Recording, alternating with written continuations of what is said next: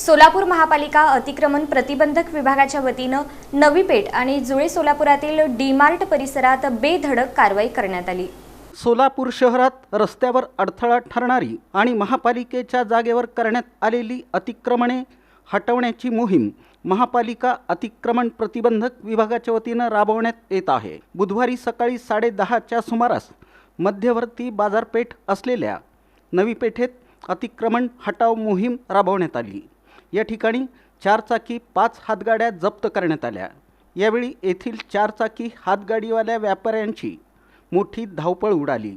अतिक्रमण विरोधी पथकाची गाडी पाहताच पथविक्रेते तसंच हातगाडीवाल्यांनी आपल्या गाड्या घेऊन पळ काढला।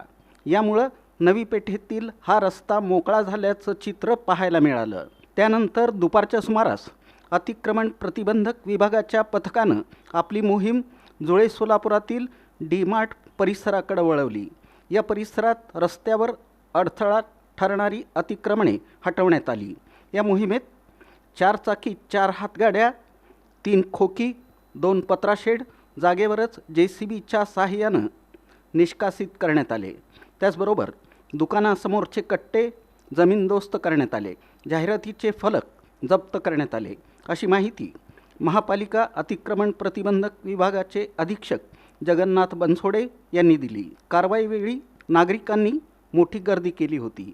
पोलीस बंदोबस्तात ही मोहीम राबवण्यात आली। विक्रेत्यांनी कोणत्याही परिस्थितीत रस्त्यावर आपला व्यवसाय करू नये। रस्त्याला अडथळा आल्याचं दिसून आल्यास तातडीनं कारवाई करण्यात येणार आहे। रस्त्याला अडथळा निर्माण होईल आणि सार्वजनिक ठिकाणी अतिक्रमण केल्यास जप्ती तसंच इतर कारवाई करण्यात येईल, असा इशारा महापालिका अतिक्रमण प्रतिबंधक विभागाचे अधीक्षक जगन्नाथ बनसोडे यांनी दिला।